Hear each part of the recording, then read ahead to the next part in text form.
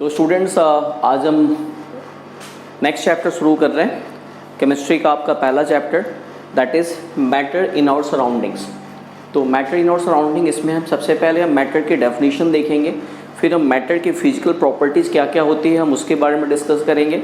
And then after हम ये देखेंगे कि उसके बाद से जैसे कि डिफरेंट जैसे जो आपको मैटर है, तो जैसे आपको अलग अलग जो मैटर के जो स्टेट हैं, स्टेट्स ऑफ मैटर, हम उसको डिस्कस करेंगे।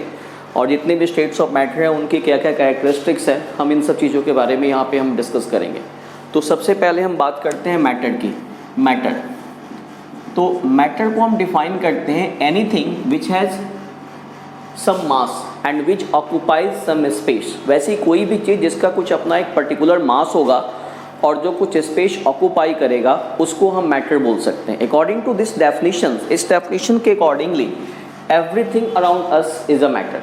क्योंकि हमारे आसपास जितनी भी चीज़ें हैं, इवन एयर जो विजिबल नहीं है उसमें भी क्या है, कुछ ना कुछ उसका मास होगा और एयर का कुछ ना कुछ वॉल्यूम होगा, वो कुछ ना कुछ स्पेस ऑक्यूपाई करेगी। तो everything around us is matter. Again हम जब भी मैटर की बात कर रहे हैं, फिजिक्स और केमिस्ट्री की हम जब स्टडी करते हैं तो हम यहाँ लिविंग और नॉन लिविंग में हम डिफ्रेंशिएट नहीं करते हैं। According to this definition we are also matter. हमारी बॉडी का भी कुछ ना कुछ एक अपना पर्टिकुलर मास है और हम जहाँ पे भी खड़े हैं, जहाँ पे भी हम बैठे हुए हैं, कुछ ना कुछ स्पेस हम ऑक्यूपाई करेंगे, तो obviously we are also matter. तो according to the definition of matter, everything around us is matter. तो मैटर को हम डिफाइन करेंगे anything which has mass and विच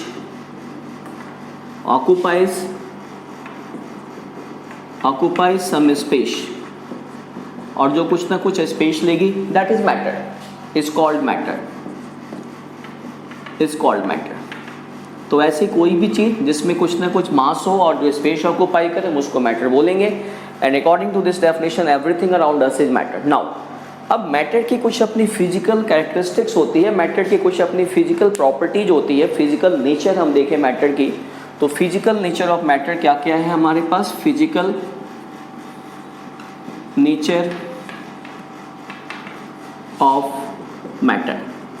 तो फिजिकल नेचर ऑफ मैटर में हमारे पास first thing, every matter is made up of particles. जितने भी मैटर हमारे सराउंडिंग में हैं वो कुछ रिपीटिंग यूनिट से मिलकर के बनते हैं and these units are called particles. तो every matter is made up of particle. We can write matter is, तो पहला हमारे पास जैसे हो गया matter is made up of particles. जितने भी मैटर्स हमारे पास आसपास हैं वो सभी के क्या हैं, उनकी जो सबसे छोटी यूनिट होगी दैट इज कॉल्ड पार्टिकल। तो मैटर जो होते हैं वो आपको पार्टिकल से मिलकर के बनते हैं। तो matter is made up of particles का मतलब यहाँ पे क्या हुआ, जितनी भी हमारे आसपास जो कुछ भी जो मैटर है वो कुछ रिपीटिंग यूनिट से मिलकर के बनती हैं। All the matters are made up of या composed of several similar repeating unit. एक ही तरह की यूनिट्स को बार बार रिपीट होने से बनती हैं and that units are called particle. तो हम matter is made up of particle, that is matter. We can write matter is made up of या matter is composed of similar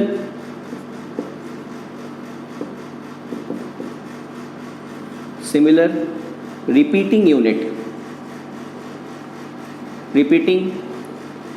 units called particle।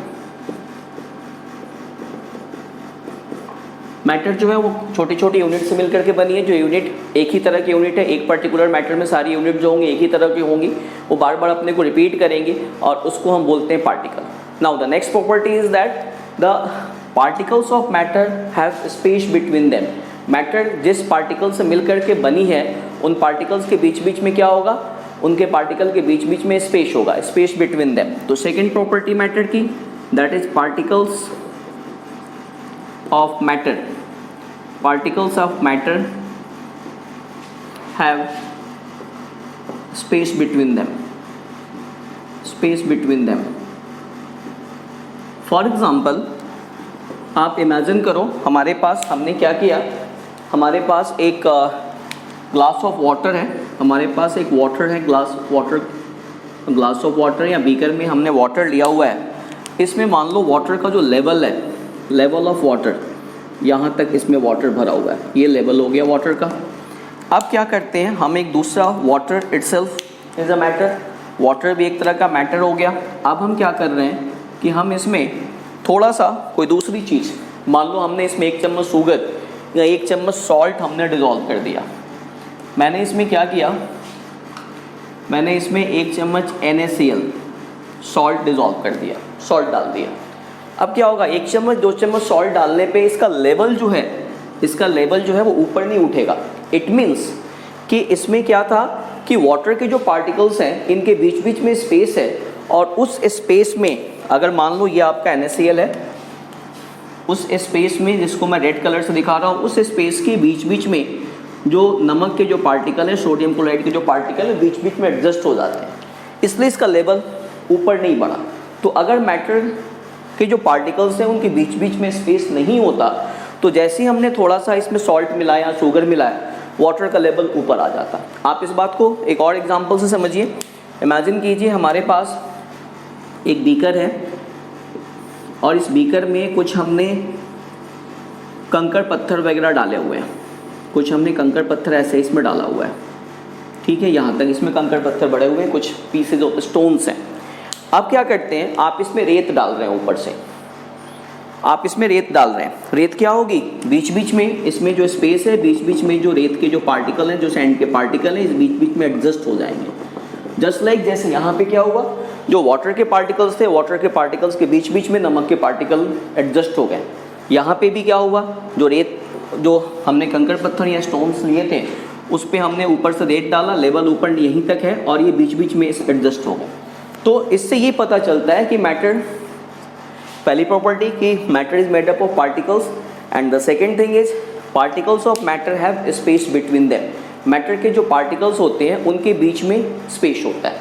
Now the next property, third property, matter के जो particles होते हैं they can move, इनमें movement होती है, they can move continuously, इनमें movement होती रहती है। मैटर के पार्टिकल्स के बीच में मैटर के स्पेस होता है और मैटर के पार्टिकल्स कॉन्टिन्यूस मोशन में होते हैं।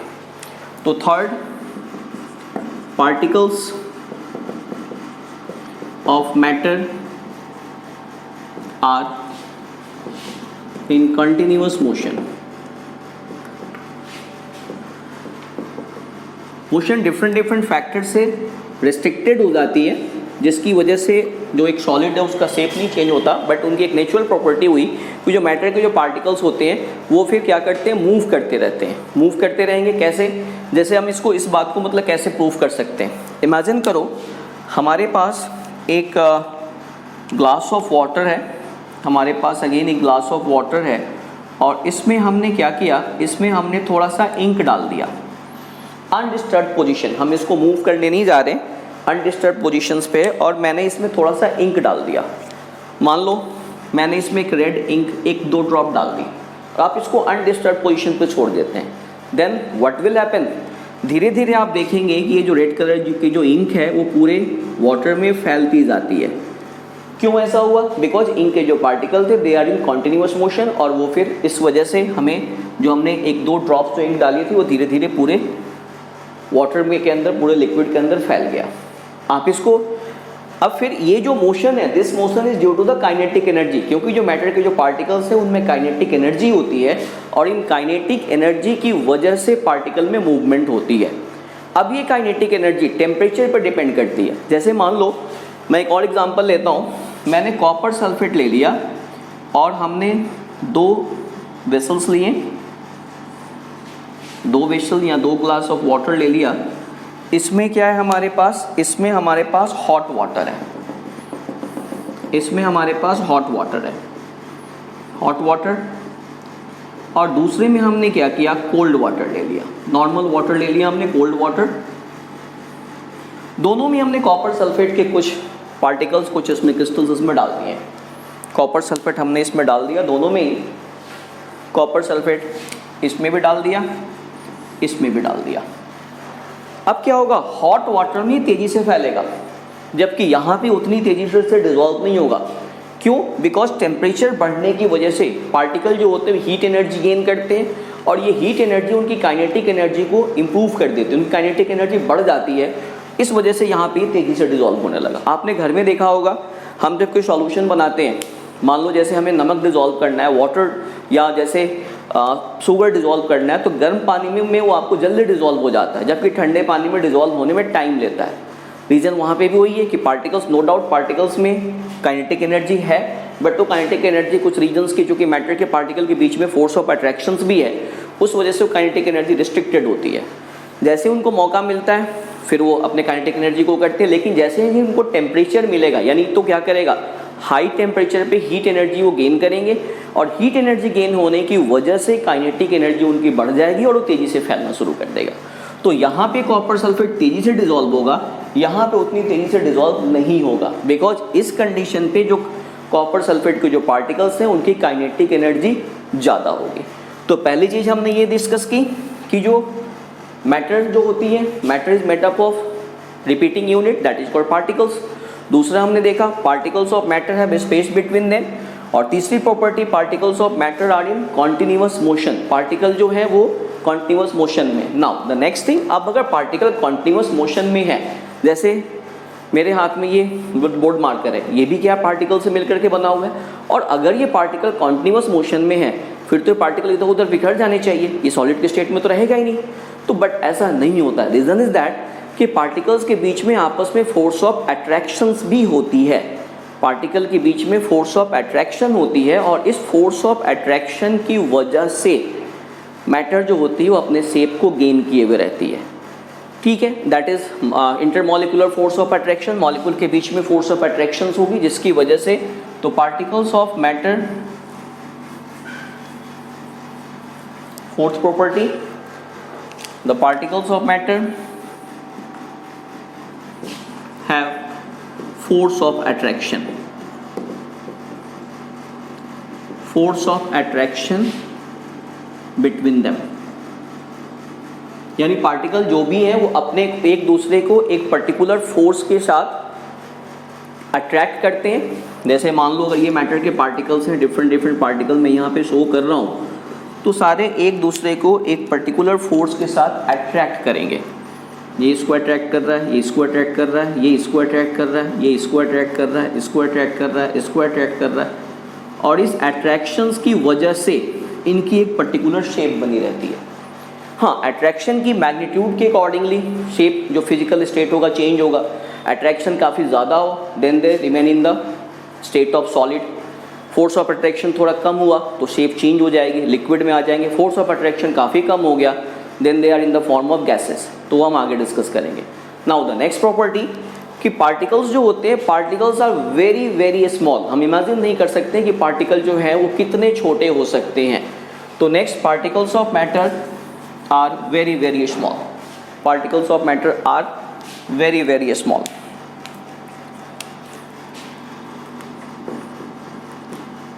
Very very small. अगेन देखिए, इसको समझने के लिए हम क्या करते हैं, we take 100 ml of water.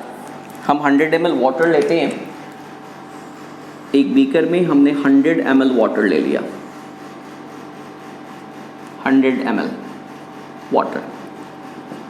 अब इसमें हम क्या करते हैं, potassium permanganate, potassium permanganate dark colour का, ऑलमोस्ट ब्लू कलर का एक क्रिस्टल्स, ब्लू नहीं, डार्क कलर का एक क्रिस्टल होता है पोटेशियम परमैंगनेट, बहुत ज़्यादा डार्क कलर का होता है। आप इसमें 2-4 क्रिस्टल्स, छोटे छोटे क्रिस्टल्स होते हैं। It is used as a antiseptic. जैसे घर में आप डेटॉल सैवलॉन यूज़ करते हैं, आप उसको यूज़ नहीं करके पोटेशियम परमैंगनेट के 2-4 क्रिस्टल्स पानी में डालिए, पानी का कलर चेंज हो जाता है, बैगनी टाइप का, वायलेट कलर का हो जाता है, और उसको आप एज ए एंटीसेप्टिक यूज़ कर सकते हैं। तो आप 2-4 क्रिस्टल्स आप इसमें डालते हैं। 2-4 क्रिस्टल्स आपने जैसे ही डालें, ये पूरा का पूरा जो पानी जो होगा ये कलर चेंज होने लगेगा, इसका ब्लू कलर चेंज हो जाएगा। डार्क कलर का था ये भी धीरे धीरे हो जाएगा। अब इसमें से ये 100 ml केवल हमने कितना डाला है, 2-4 क्रिस्टल्स हमने डाला है। अब इसमें से फिर हम क्या करते हैं, हम इसमें से हम फिर से 100 ml वाटर लेते हैं, दूसरा अगेन 100 ml, और इसमें से ओनली 10 ml, इसमें से केवल हम 10 ml वाटर निकाल करके 10 ml अगेन 10 ml वाटर निकाल करके हम इसमें डाल देते हैं। अगेन इसका भी कलर चेंज हो जाएगा। नो डाउट इसके कंपैरिजन में उतना डार्क कलर नहीं होगा, बट चेंज होगा। ऐसे आप इसको रिपीट करते रहो। आप फिर से एक और भी कर लो। अगेन आप इसमें 100 ml वाटर डालो, और अब इसमें से 10 ml आप ले आओ, इसमें से 10 ml आप इसमें ले आओ, only 10 ml। Again colour change हो जाएगा, बट अगेन जैसे ये काफ़ी ज़्यादा डार्क होगा, ये उससे कम डार्क होगा, इससे कम डार्क होगा, आगे कंटिन्यू करोगे और कम डार्क होगा, बट काफ़ी समय तक कलर चेंज होता रहेगा। इट मीन्स आप इमेजिन कर सकते हो कि पोटेशियम परमैंगनेट जो हमने 2-4 क्रिस्टल्स लिए थे और वो बार बार कलर को चेंज, उसमें से फिर उसमें हम डाल रहे हैं, फिर भी कलर चेंज होता जा रहा है। It means the particles of matter are very very small. तो ये तो हो गई मैटर के हमारे पास, this is the fifth property, particles of matter are very very small. अब नेक्स्ट हम देखते हैं कि पार्टिकल्स हमारे पास जो मैटर जो है वो मैटर की फिजिकल स्टेट क्या है। Physical states of matter, matter किन किन फॉर्म में एग्जिस्ट करता है, that is states of matter. States of matter, अब स्टेट्स ऑफ मैटर आप देखो, we have solid state, we have liquid state, then we have gaseous state, fourth we have plasma state, fifth we have BEC. This is called Bose-Einstein condensate. The famous Indian scientist Sir J.C. Bose, उन्होंने और Einstein के मिले जुले ये वो है contribution है, तो it is called Bose Einstein condensate. But हमारे लेवल में इसमें जो हमें स्टडी करना है, that is about only 3 states of matter, that is solid state, liquid state and gaseous state, which we will discuss in the next lecture. इसको हम अगले लेक्चर में, नेक्स्ट लेक्चर में डिस्कस करेंगे। Thank you.